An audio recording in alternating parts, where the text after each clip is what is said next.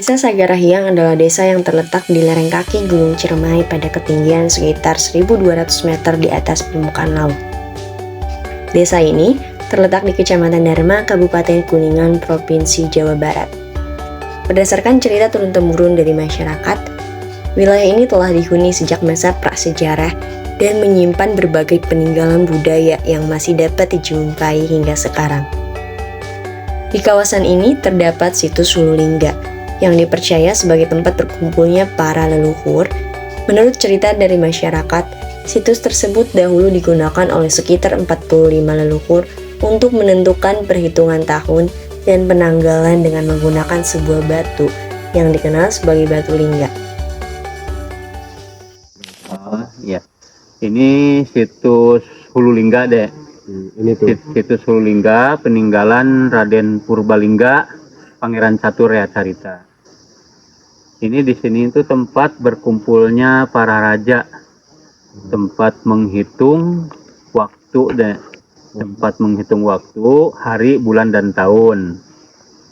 Di sini tuh tempat berkumpulnya para raja, tempat menghitung waktu, hari, bulan dan tahun. 4.000 tahun sebelum Masehi.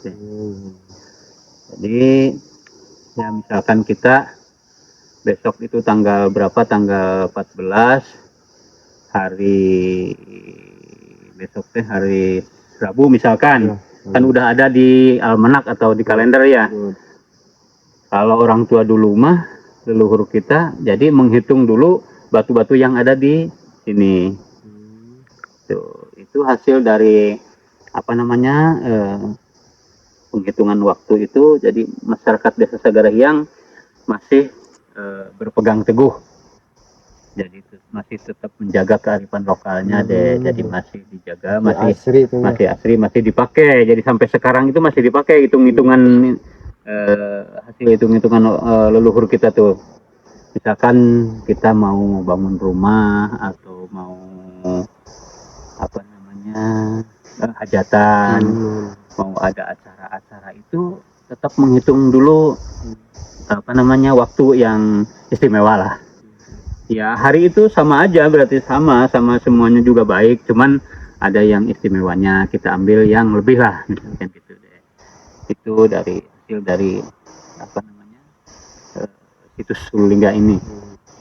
Itu yang Bapak bisa. Terus di sini tuh apa namanya yang namanya masuk ke situs itu, yang penting kita jaga etika, sopan santun, assalamualaikum lah gitu, tata krama kalau orang-orang Sagarahiang itu. Jadi jangan sembarangan, misalkan contoh kita buang sampah sembarangan itu jangan sampai ya misalkan sampah ya harus kita jagalah kebersihannya, kelestariannya biar asri, biar tetap lestari. Itu budayanya yang masih tetap dipakai deh sekarang. Ini Bapak udah lama berarti di sini ya, alhamdulillah deh. Soalnya ini turun temurun dari kakek, dari bapak, terus ke saya gitu. Jadi turun temurun bapak aja yang ngebantuin orang tua lah. Dari tahun 93 deh. Bapak teh. Tahun 1993 ya, berarti sampai sekarang udah berapa tahun ya, sekitar 30 tahunan lebih lah ya. Itu sama juga tahun. Bapak Ukad. Pak Ukad mah yang di bawah. Pak Ukad mah, tapi bukan Pak Ukadnya, istrinya, yang ditugaskan oleh pemerintah mah istrinya, sama adik iparnya, yang itu yang perempuan semua, yang ibu tadi deh. Itu kalau Pak Ukadnya jadi bisa dikatakan gimana ya? Kalau dia bilang itu relawan gitu ya, suka ngebantu lah, misalkan ada pengunjung atau justru mereka ahli sejarah ya. Itu sejarawan Pak yang Pak Ukad itu. Jadi menerangkan tentang sejarah itu ya, beliau Pak Ukad itu. Yang ditugaskan yang di SK mah jadi Bapak Sukana sama Bu Nia sama Bu Cucu yang di bawah 3 orang. Situs Sangyang sama situs Hulu Lingga. Ini tuh situs Hulu Lingga deh namanya. Ini tuh. Ya. Itu deh.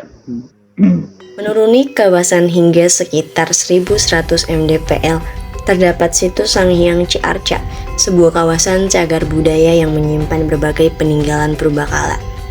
Di antaranya adalah patung sapi Nandi yang diperkirakan berasal dari sekitar 2000 sebelum Masehi. Dalam kepercayaan Hindu, sapi Nandi dikenal sebagai kendaraan dewa Siwa. Sementara menurut tradisi Sunda, patung tersebut berkaitan dengan ajaran Sanghyang Widodharma, yaitu ajaran tentang 8 kewajiban atau tanggung jawab manusia dalam menjaga keseimbangan kehidupan, termasuk pengelolaan gunung dan sungai. Di situs yang sama terdapat batu lingga dan batu yoni yang diperkirakan berasal dari sekitar 500 sebelum Masehi. Dalam tradisi Hindu, penyatuan batu lingga dan batu yoni melambangkan kesuburan dan kemakmuran. Sedangkan apabila keduanya ditempatkan berdampingan, melambangkan hubungan antara laki-laki dan perempuan sebagai simbol keberlangsungan kehidupan. Sekitar abad ke-4 Masehi, menurut tradisi lokal, mulai terbentuk sistem kabuyutan, yaitu pusat kehidupan spiritual dan adat yang mengatur pembagian kawasan gunung menjadi wilayah larangan, tutupan, dan baladahan, serta pembagian sungai menjadi bagian hulu, tengah, dan hilir sebagai bentuk pengelolaan alam yang berkelanjutan. Dari perkembangan tersebut kemudian lahirlah Kerajaan Saunggalah. Dalam perkembangannya, pusat kerajaan berpindah ke beberapa wilayah, yaitu Garut, Galunggung, dan Bogor. Perpindahan tersebut juga diiringi dengan lahir dan tersimpannya sejumlah naskah kuno, seperti Siksa Kandang Aresian, Amanat Galunggung, dan Pantun Bogor, yang memuat ajaran moral, kepemimpinan, serta tata kehidupan masyarakat Sunda. Memasuki sekitar tahun 1372 Masehi, Islam mulai berkembang di wilayah Sagarahyang. Penyebaran Islam dilakukan oleh para tokoh yang dikenal sebagai Eyang Syekh Haji Maulana Akbar, Eyang Syekh Abdul Salam, dan Eyang Syekh Abdul Alim yang mengislamkan 10 kabuyutan di wilayah tersebut.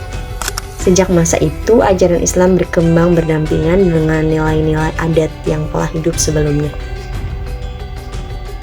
Nama Sagarahyang berasal dari dua kata, yaitu Sagara yang berarti laut dan Hyang yang berarti dewa atau leluhur. Secara makna, Sagarahyang dapat diartikan sebagai lautan para leluhur atau lautan para dewa, yang mencerminkan kuatnya nilai sejarah, spiritual, dan budaya yang diwariskan secara turun-temurun. Sebagai bentuk penghormatan terhadap jasa para leluhur, sekaligus ungkapan rasa syukur pada Tuhan Yang Maha Esa, masyarakat desa Sagarahyang hingga kini masih melestarikan tradisi babarit, yaitu upacara adat yang diselenggarakan setiap tahun sebagai bagian dari warisan budaya desa. Saya Eka, super sederhana nama saya ya. Saya asli dari Sagarahyang, tapi lama di Jakarta. Ya, saya lama di Jakarta. Setelah pensiun saya tahun 2021 sih. Ya, saya lama di Jakarta itu 35 tahun. Ya, saya menjabat jadi kepala desa 4 tahun, tepatnya tahun 2021 Desember sampai dengan sekarang saya menjabat. Desa Sagarahyang ini dengan luasan 938 hektar, ya, jumlah jiwa kurang 4.000 jiwa, jumlah kakak 1.300. Adapun pencaharian warga di sini adalah hampir 95% petani dan 5%-nya adalah pedagang, pegawai, dan buruh. Harapan saya, ya tentunya saya sebagai kepala desa, harapan saya adalah warga semakin sejahtera, ya, sehat tentunya, ya itu yang bisa saya ceritakan, yang bisa saya gambarkan, ya. Terima kasih buat adik-adik mahasiswa-mahasiswi UIN Cyber Cirebon. Semoga kalian berpotensi untuk masa depan sehingga bisa berguna dan bermanfaat buat orang banyak. Assalamualaikum warahmatullahi wabarakatuh. Perkenalkan, nama saya Gilang Kazia Griseldis. Saya selaku masyarakat warga Desa Sagarahyang dan juga saya juga mengikuti salah satu komunitas Bimantara. Bimantara itu adalah sekumpulan anggota pemuda masyarakat Desa Sagariang. Nah, Bimantara itu sering mengadakan kegiatan yang kegiatannya itu diisi di hari-hari yang besar seperti yang pertama di bulan suci Ramadan, di setelah Lebaran dan lain sebagainya. Kesan-pesan saya untuk anggota Bimantara, kesan saya selama menjabat di Bimantara, saya cukup sangat senang sekali karena emang di pemuda Desa Sagariang sangat benar-benar orangnya itu pada aktif semua, antusias dan lain sebagainya. Terus sama untuk pesannya, semoga Bimantara lebih baik lagi untuk kedepannya. Untuk harapan anggota Bimantara, harapan dari saya itu anggota Bimantara semoga lebih meningkat lagi, lebih kreatif, lebih bersemangat lagi, pokoknya lebih kompak lagi. Dan untuk harapan untuk desa, saya ingin desa lebih maju lagi, lebih bertingkat lagi, lebih bergotong royong lagi, terutama untuk pengolahan di sampah. Terima kasih. Wassalamualaikum warahmatullahi wabarakatuh.